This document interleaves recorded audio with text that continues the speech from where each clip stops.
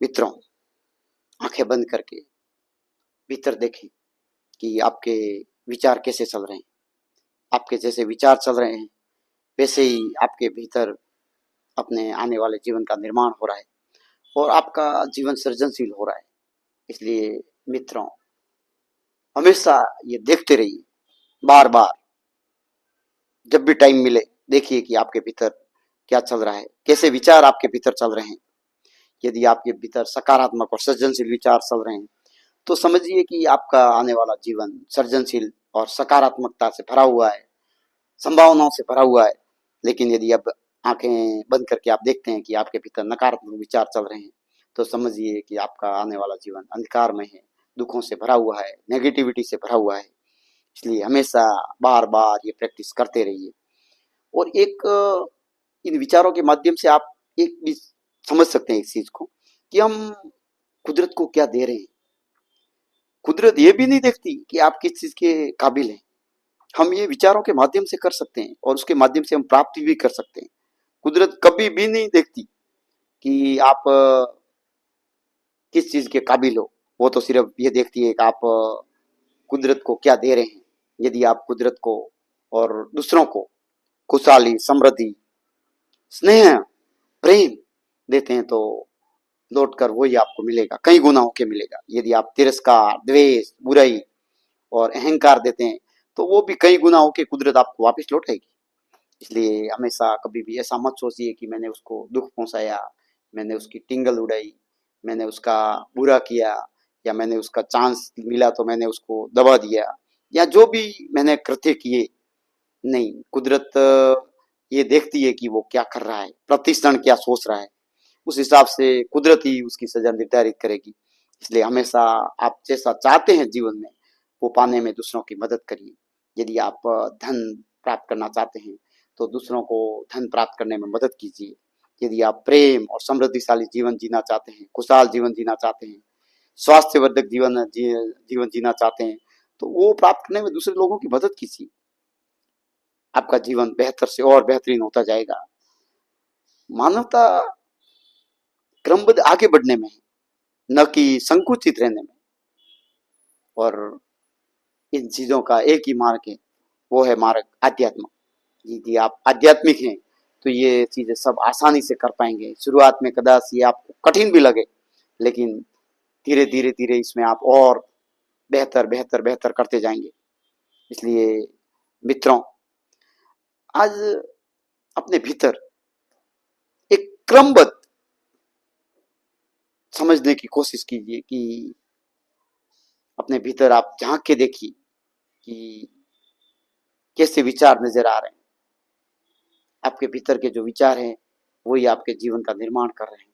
इसलिए एक छोटी प्रक्रिया आप कर सकते हैं। जब भी समय मिले तो हम अपने भीतर की संभावनाओं को टटोल सकते हैं कि हमारे भीतर क्या चल रहा है और हम जीवन में क्या निर्मित कर रहे हैं। यदि हम संभावनाओं से भरे हुए हैं और सृजनशील हैं, समाज और राष्ट्र के कल्याण में लगे हुए हैं, तो वैसे ही भाव आपके भीतर आएंगे। देख लीजिए, यदि आप बुराई, द्वेष, पाखंड, अहंकार में लगे हुए हैं, दूसरों की निंदा में लगे हुए हैं, तो वही विचार आपके ऐसे ही विचार आएंगे। और ज्यादातर विचार, आज के विचार दूसरे दिन में फॉरवर्ड होते हैं। आज आपके जितने विचार हैं उसमें से 70% विचार, 80% विचार दूसरे दिन में फॉरवर्ड होते हैं। इसलिए आज अगर आप श्रेष्ठ कर रहे हो तो आने वाले कल को श्रेष्ठ कर रहे हो। आने वाला कल आपके भविष्य को श्रेष्ठ बनाएगा। इसलिए हमेशा सृजनशील विचारों से ओतप्रोत रहिए। ये मत देखिए कि दुनिया कहाँ जा रही है, क्या कर रही है। ये देखिए कि हम क्या कर रहे हैं, हम खुद से बेहतर क्या कर रहे हैं। कल हम क्या थे, आज हम क्या है। दुनिया को अपने नजरिए से चलने दीजिए, उससे घर्षण मत कीजिए। आप अगर उससे घर्षण कर पाएंगे ही नहीं। अगर करेंगे तो आपके जो भीतर की ऊर्जा है वो भी वो सोख लेंगे। आपके भीतर की ऊर्जा को सोख लेंगे तो आप कैसे कार्य कर पाएंगे, आगे जा ही नहीं पाएंगे।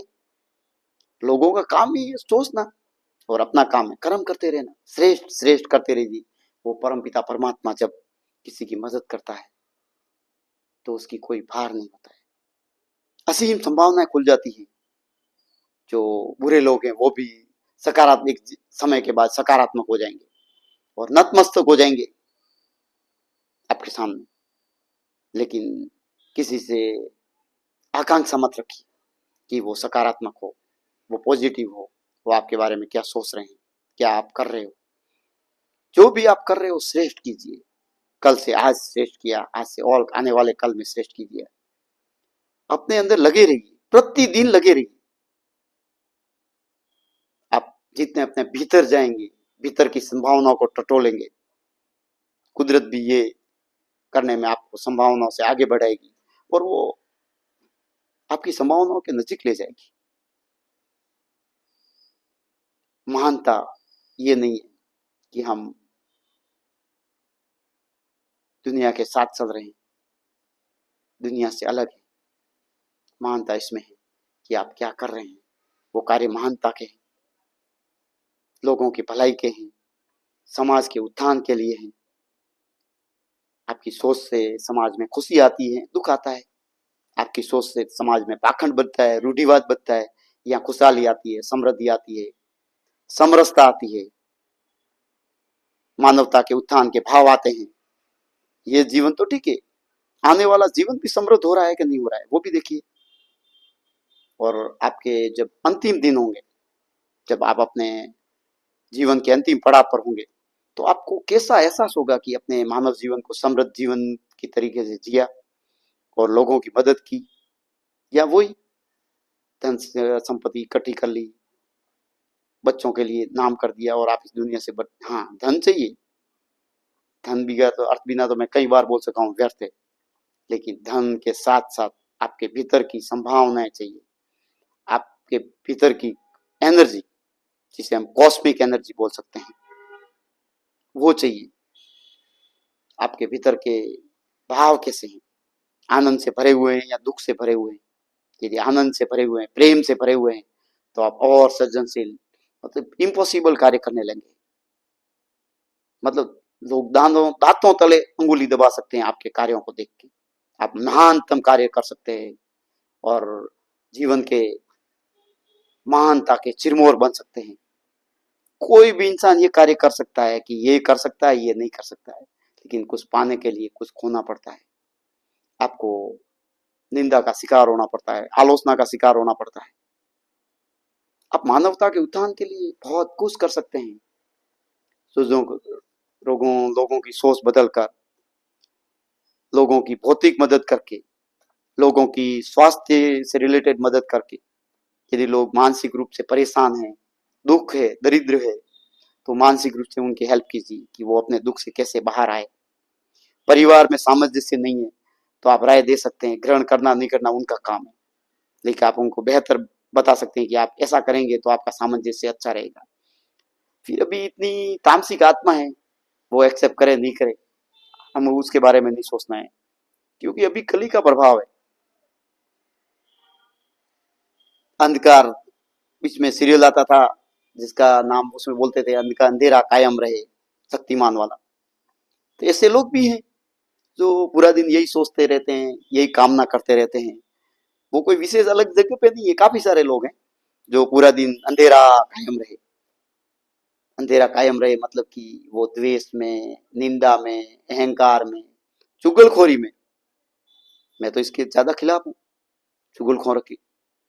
एक कानून भी ऐसा आना चाहिए कि नहीं, ये जो इस तरह के लोग हैं वो थोड़े सजग बने उनके जीवन के लिए, जो भले चुगलखोर हो, अहंकार से भरे हुए हैं, द्वेषपूर्ण हैं, दूसरों को दुख पहुंचाते हैं। परमात्मा उनको दुख देता है, लेकिन मैं ऐसा सोचता हूँ कि ऐसा कानून तो आएगा नहीं, लेकिन इसका बदलाव हो सकता है। और वैचारिक उत्थान से, वैचारिक उत्थान होगा तो वो लोग भी भले कितने भी नेगेटिविटी से भरे हुए हैं, बेचारे, उन पे दया करनी चाहिए कि उनको मालूम नहीं है एक सच्चा जीवन क्या है, हमें कैसे जीवन जीना चाहिए, हम इस धरती पर क्यों आए हैं, कुछ भी मालूम नहीं है बेचारों को। बस वो जीवन भर द्वेष में, बुराई में, इसमें लगे रहते हैं, कुछ जीवन में हासिल कर पाते नहीं है और इतने सारे उनके कर्म होते हैं, तो अगला जन्म भी उनका बहुत खतरनाक होता है। हम पास्ट लाइफ में देख सकते हैं कि उनका जीवन कैसा है, कि भाई वो कई जन्म से अभी इस जीवन में आए और आगे आने वाला जीवन भी उनका कैसा है, ये भी देख सकते हैं, पॉसिबल है। इसलिए वो लोग थोड़ा सजग हो जाए, कि इसमें कुछ भी नहीं रखा है। जो पाखंडी लोग हैं वो भी थोड़े सजग हो जाए और खुशहाली के लिए कार्य करें, समृद्धि के लिए कार्य करें, महानता के लिए कार्य करें। रूढ़िवाद को बढ़ावा देने वाले भी रूढ़िवाद को बढ़ावा नहीं दे। उनके ऐसे कार्य हो जिससे समाज का उत्थान हो, वैचारिक उत्थान हो। हम धन देके तो एक बार थोड़ी उसकी मदद कर सकते हैं, लेकिन जब हम वैचारिक उत्थान करवाएंगे, लोगों की सोच में बदलाव करवाएंगे, तो और जीवन और बेहतर होता जाएगा। समाज एकदम उन्नत समाज होगा, मानवता अपने शीर्ष पर होगी। हर इंसान दूसरे इंसान से मिलकर खुशी का एहसास करने लगेगा। इन शब्दों का प्रयोग मैंने बार बार किया है कि नहीं, जीवन वो नहीं है जो हम जी रहे हैं, जीवन वो है जो हम जी सकते हैं। करुणा से भरपूर जीवन, साहस से भरपूर जीवन, प्रेम से भरपूर जीवन, द्वेष मुक्त जीवन, घृणा मुक्त जीवन, समाशील जीवन, आनंद प्रेम से ओतप्रोत जीवन। जीवन की कोई गरिमा नहीं है। इससे खुशी की और क्या बात है कि हम मनुष्य हैं। मनुष्य के लिए कुछ भी असंभव नहीं है यदि थोड़ा अपने रास्ते से थोड़ा हटकर चलने की कोशिश करे, विशेष रूप से बेहतर बनने की कोशिश करे। Nothing is impossible. कोई भी इंसान बेहतर बन सकता है, लेकिन उसके भीतर का भाव होना चाहिए, ज्वलंत इच्छा होनी चाहिए, वैचारिक उत्थान होना चाहिए, मानवता के कल्याण के भाव होने चाहिए, श्रेष्ठ श्रेष्ठ श्रेष्ठ करते रहने का उनके भीतर भाव होना चाहिए। और वो कर सकता है अपने भीतर के विचारों से। जिस टॉपिक से मैंने शुरुआत की थी कि हर क्षण वो क्या सोच रहा है। अपने जीवन को प्रार्थनामय बना दीजिए। धन्यवाद की परमात्मा से प्रार्थना कीजिए और धन्यवाद दीजिए कि वो अपने जीवन में कितना अपने को दिया है। परिवार दिया है, समाज दिया है, हवा, पानी, धन, घर, ये आध्यात्मिक उन्नति, शिक्षा, कितनी सारी चीजें दिए। एक समृद्ध देश दिया है जिसकी सुरक्षा अपनी वहां की सीमा की सुरक्षा सेनाएं करती है। लेकिन वो भी एक सुरक्षित देश में रहना भी एक अपने आप में भाग्यशाली होने से कम नहीं है। महानतम देश की यही परिभाषा होती है। एक जमीन का टुकड़ा होता है देश, लेकिन राष्ट्र, संप्रभुता, संस्कृति और अपने स्वाभिमान से, अपने खुशहाली के भाव से, आनंद के भाव से ओतप्रोत रहता है। अमुक लोग स्वाभिमान को अहंकार से जोड़ देते हैं। वो अहंकारी लोग स्वाभिमान और उसको परिभाषा समझ ही नहीं पाते कि स्वाभिमान क्या है और अहंकार क्या है। कभी वो अहंकारी लोग राणा प्रताप से तुलना कर देंगे, रानी लक्ष्मीबाई से तुलना कर देंगे, कहीं कहीं कर देंगे। कभी गीता का उपदेश अपने अहंकार को संतुष्ट करने के लिए दे देंगे। नहीं, ऐसा कार्य वही करते हैं जो पाखंडी है, रूढ़िवादी है और अहंकार से भरपूर है। बार बार उदाहरण देके भ्रमित करेंगे, क्योंकि उनके विचार ऐसे हैं, हाईवे बना हुआ है, उनको बदलना बहुत टफ काम है। इसलिए मैं सब लोगों से ये गुंजाइश करूंगा कि वो अपने भीतर के भाव को बदले। देखो आपका आने वाला जीवन कितना श्रेष्ठ और श्रेष्ठतम होता जाएगा। हमेशा कृतज्ञ रहिए, एक दूसरे के प्रति प्रेम में रहिए, मानवता के उत्थान के लिए कार्य कीजिए। शिक्षा शिक्षा भी बहुत इंपॉर्टेंट है। एक शिक्षित और सुसंस्कृत समाज ही एक शेष राष्ट्र की तरफ आगे बढ़ सकता है। तो शिक्षा में भी मैंने बोला है कई बार कि कुछ परिवर्तन हो, और सबसे इंपॉर्टेंट है आप क्या सोच रहे हैं, वही आपके जीवन का निर्माण हो रहा है। आप अगर थोड़ा नेगेटिविटी से भरपूर है तो आपका जीवन 100% नेगेटिविटी से रहेगा। इस परिवर्तन युग में भी आप श्रेष्ठ कार्य कर सकते हैं। पर्यावरण संरक्षण से रिलेटेड कार्य कर सकते हैं, मानवता के उत्थान के रिलेटेड कार्य कर सकते हैं, किसी की मदद करके, किसी के दुख में सहभागी बन के, लेकिन श्रेष्ठ कार्य कीजिए जिससे किसी को खुशी मिले, आनंद मिले, किसी के दिल को ठेस नहीं पहुंचे। मैंने पिछले में कई बार कहा गया है, वेदव्यास जी जब इतने सारे पुराण लिख रहे थे तब किसी ने पूछा कि कलयुग में इतने कौन पढ़ेगा। तब वेदव्यास जी ने कहा था कि एक बात का विशेष ध्यान रखे, तो उसे कोई पुराण ज्यादा पढ़ने की जरूरत नहीं है। तो उन्होंने बोला क्या? तो उन्होंने बताया कि अगर कोई किसी के दिल को ठेस नहीं पहुंचाए तो उसे किसी पुराण की जरूरत नहीं है। शब्दों, विचारों और कर्मों से अगर ऐसा वो ठेस पहुंचाता है, किसी को दुख पहुंचाता है, तो भले वो कितने भी उपवास करे, कितने भी धर्मों के दर्शन कर ले, कितने भी कुछ भी अच्छे कार्य कर ले, भरपाई नहीं हो सकती। भले हम गौ माता का, मैंने पिछली बार भी बोला था कि गौ माता का सेवा करके बहुत बेहतरीन कार्य कर रहे हैं, लेकिन अमुक लोग गौ माता की सेवा के साथ साथ दिल में किसी के प्रति द्वेष रखते हैं, किसी के दिल को ठेस पहुंचाते हैं, तो वो गौ माता का कार्य भी जीरो है। तो आप गौ माता की सेवा तो कीजिए, साथ साथ अंदर से द्वेष रहित रहिए, किसी के दिल को ठेस मत पहुंचाइए, करुणा में रहिए, प्रेम में रहिए, खुशी में खुशी आती है। जैसे ये देखते हैं ना कि एक 50 लीटर दूध है, उसमें हम नींबू का थोड़ा डाल देते, फट जाता है। वैसे ही आपने काफी गौ माता के लिए भी अच्छे कार्य किए, दूसरे भी कुछ कार्य किए हैं अच्छे, लेकिन आपने अगर द्वेष रखा, किसी के दिल को ठेस पहुंचाई, वह पूरा माइनस में खाता हो जाएगा। इसलिए हमेशा करुणामय रहिए, सबके कल्याण के लिए कार्य कीजिए, गौ माता का कार्य कीजिए, दूसरे भी कार्य कीजिए, लेकिन एक सुसंस्कृत समाज के हिसाब से कार्य कीजिए, भव्य कार्य कीजिए। लेकिन वो सब कर सकते हैं वैचारिक उत्थान से, और वो है अपने प्रतिक्षण आप क्या सोच रहे हैं। हमेशा कृतज्ञ रहिए, जिन लोगों ने आपके प्रति अच्छे कार्य किए हैं उनके प्रति कृतज्ञ रहिए। बच्चों को भी सिखाइए कि वो कृतज्ञ रहे। ऐसे लोग भी है जो कृतघ्न है और दुखी है, फिर भी वो कृतज्ञ नहीं हो सकते, क्योंकि वो अहंकारी है। अहंकारी लोग कभी भी कृतज्ञ नहीं हो सकता। वो खुद को अच्छे साबित करने में लगे, खुद के विचारों को अच्छे साबित करने में लगे हुए रहते हैं। वो कृतज्ञ नहीं है, तब तक वो धन की थोड़ी प्राप्ति कर सकते हैं, लेकिन आने वाला जीवन दुखों से भरपूर है। इसलिए हमेशा कृतज्ञ रहिए। जो भी जितने भी आपके लिए अच्छा कार्य किया, उसे कभी भी याद रखिए कि नहीं, उसने मेरे लिए अच्छा कार्य किया है।